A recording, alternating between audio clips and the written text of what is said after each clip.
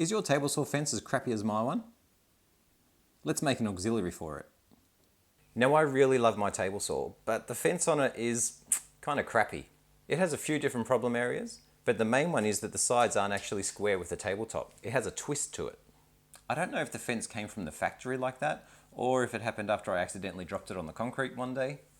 But all I know is it's got a twist and I can't get rid of it. I've tried, I just can't get it out.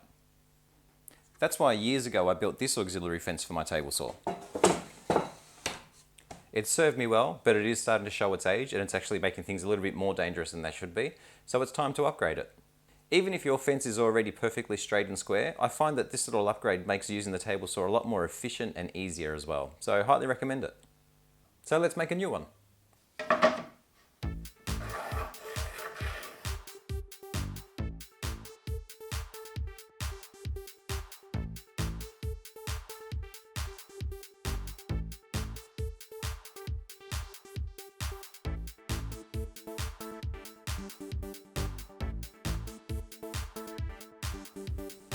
Everybody's fence is going to be slightly different, but the main components are going to be similar.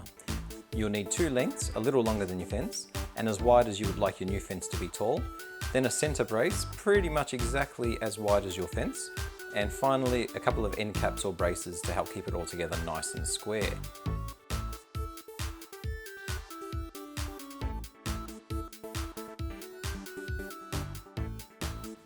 Now the centre brace needs to be pretty much exactly as wide as your fence so that you get a nice snug fit and there's no play back or forth. However, in my case, as my fence is already twisted, I'm going to take that twist into consideration and make my brace slightly wider. If I don't make it slightly wider, then that twist is just going to transfer to the auxiliary fence and it'll be just as useless as the one that I've got on there. So make sure I get very close. I've got the calipers out so I can dial it in hopefully on the first attempt.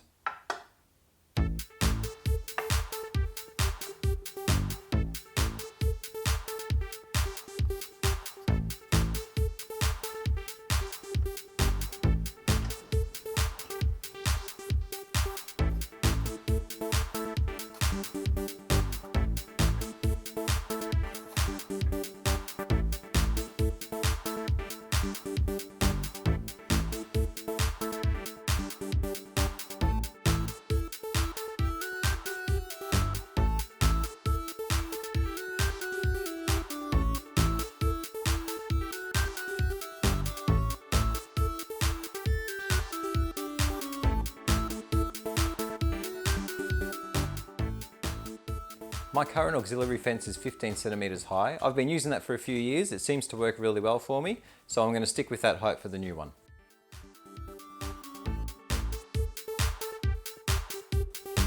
Now it's time to cut everything to length. There's a few different ways I could go about this, but the easiest method by far is just going to use the crosscut sled.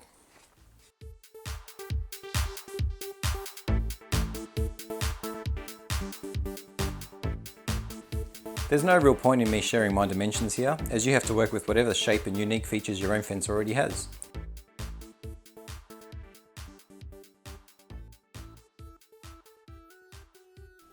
So this should be a fairly straightforward glue up. I'm just going to use glue, clamps and shoot some nails in to keep it all together. To make sure I shoot the nails in the right spot, I'm just going to mark out the position of the brace on the sides.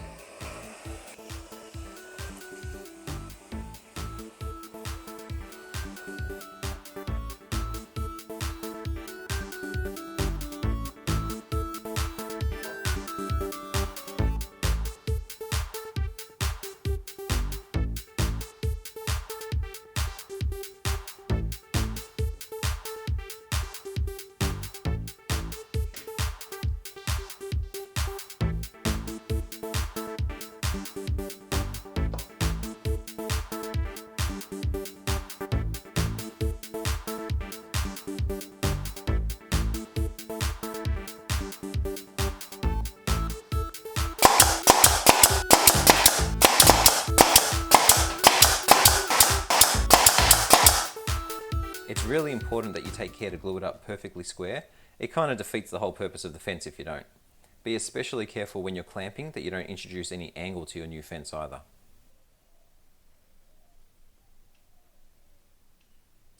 Everything's dry now, so I'm going to throw a few more nails in and finish this guy off.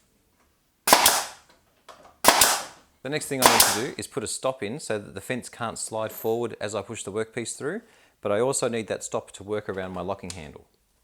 And I know it's kind of a low-tech solution, but I find just popping a screw in behind there is enough to make this all work. I think it's time to finish this build off, so I'm going to get some putty and fill in all these little nail holes, sand everything back, and then use some wax coating over the whole thing to make it nice and smooth. With the open cavities on top of the fence, I like to store different things in there that I use when I'm at the table saw. So I've got a kerf maker, some chalk for rough marking out things. I'd normally have a tape measure in here, definitely the remote for my dust collection, and then you'll generally find a pencil or two and probably a push stick lying up here.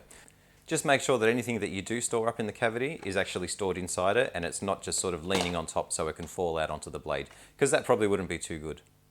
So that's a nice easy little shop upgrade. Hopefully it helps you out. If it does and you like the idea of it, or if you just like the video, make sure you hit that subscribe button, the like button, the share button, all that sort of stuff, and that'll just help me back in return. Cool, catch us later.